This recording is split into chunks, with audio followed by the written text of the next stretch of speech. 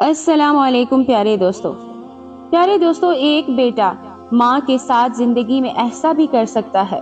عید کے دن اس نے گائے کی قربانی کے ساتھ کس کو کیا قربان؟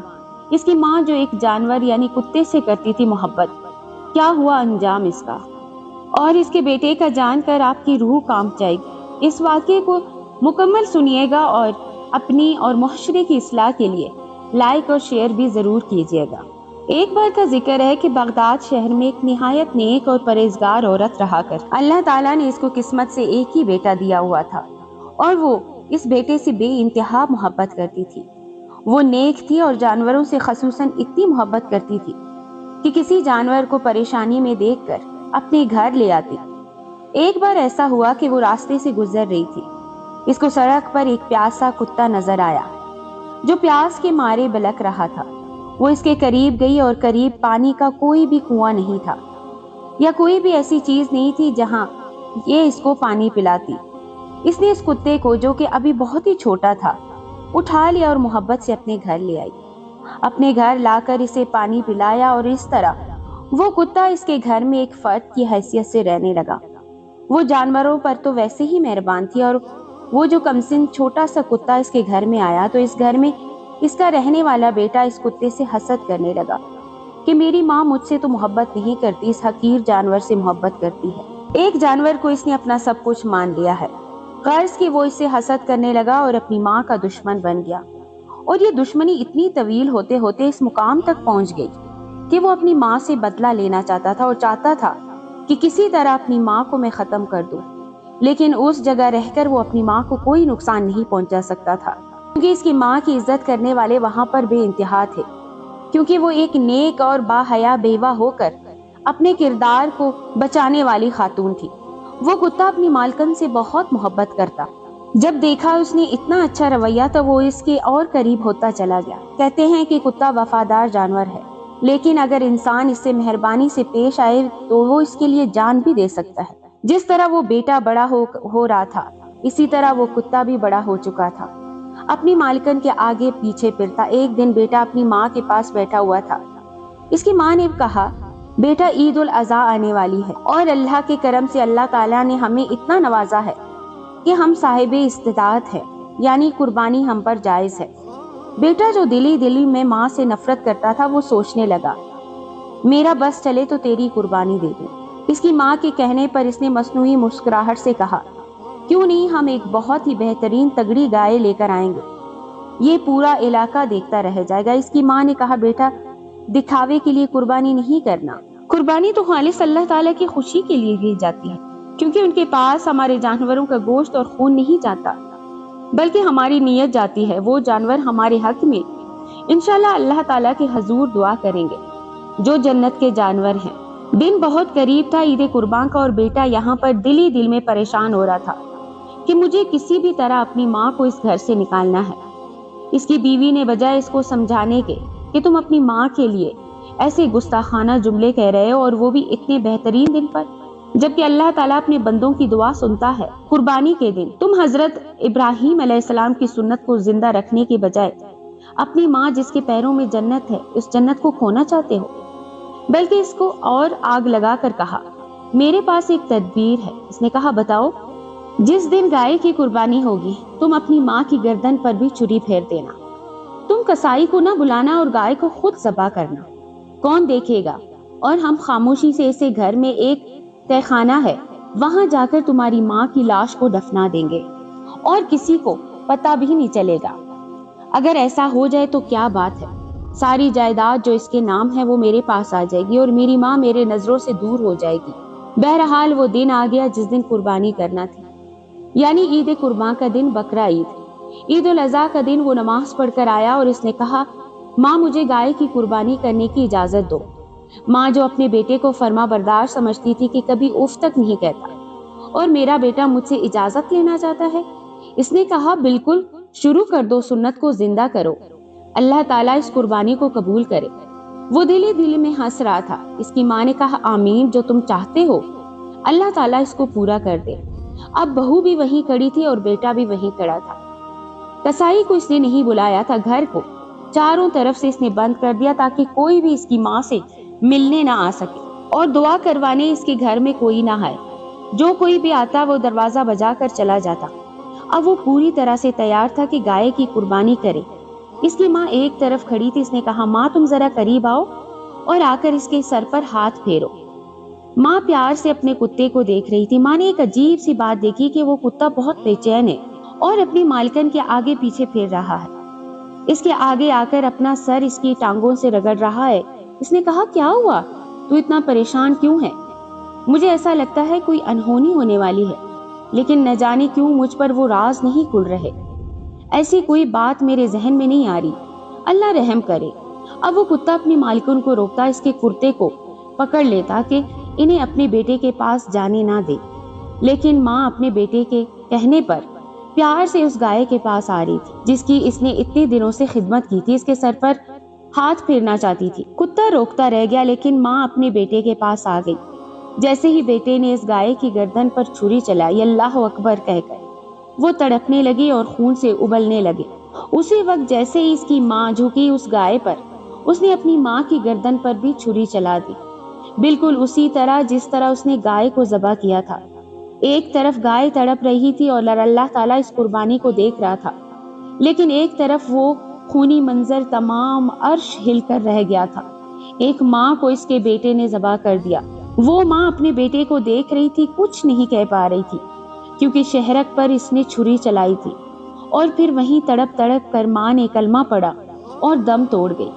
لوگ پریشان ہو گئے کہ یہ کتا کبھی بھونکتا نہیں تھا، بہت ہی شریف تھا، آج اتنا بھونک رہا ہے جیسے کسی نے بہت ہی سنگین جرم کر دیا ہے۔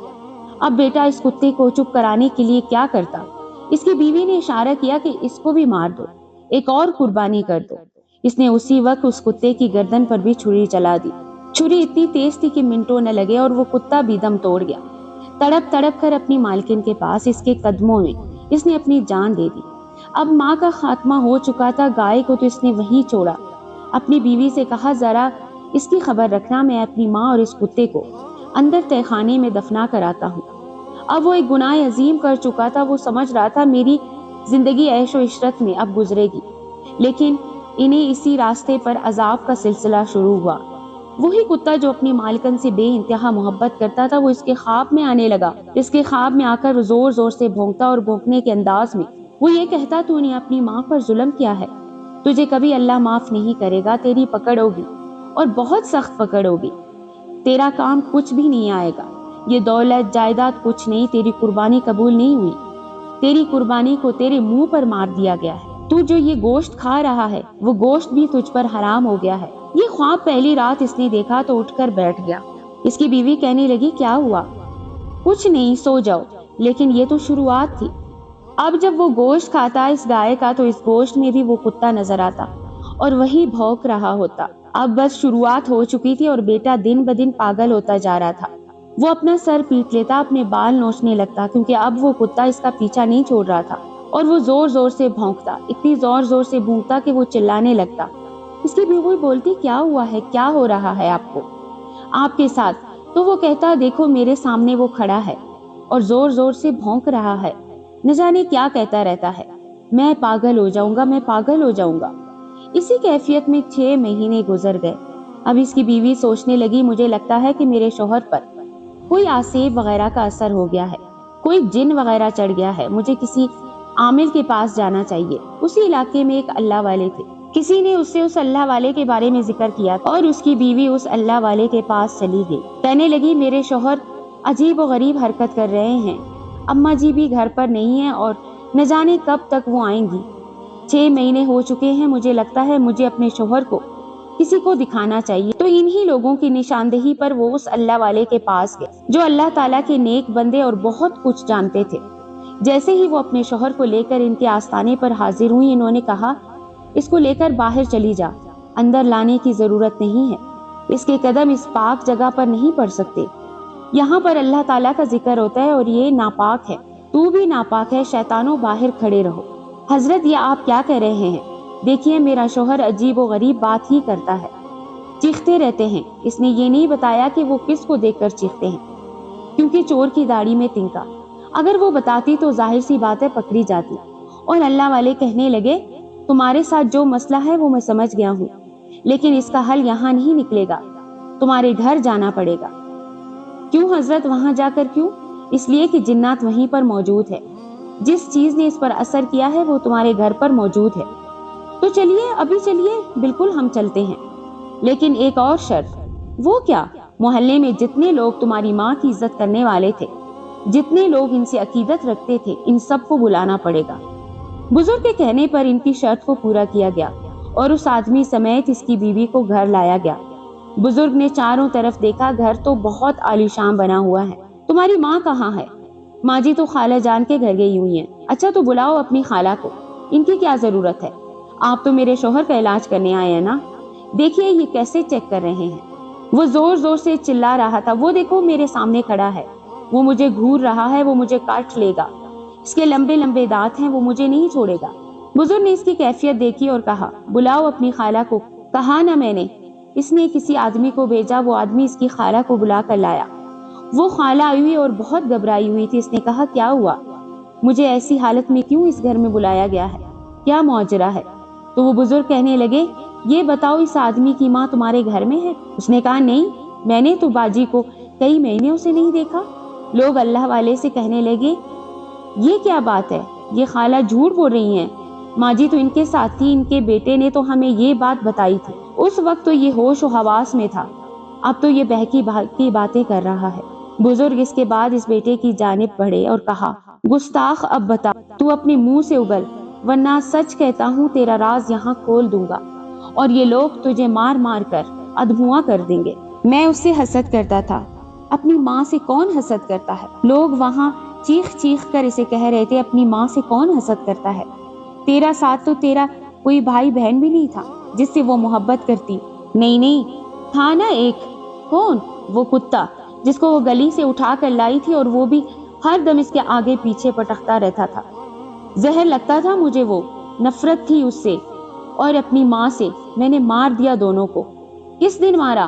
قربانی والے دن، جس دن میں نے گائے کی قربانی کر رہا تھا، میں نے اپنی ماں کی گردن پر چھری پھیر دی۔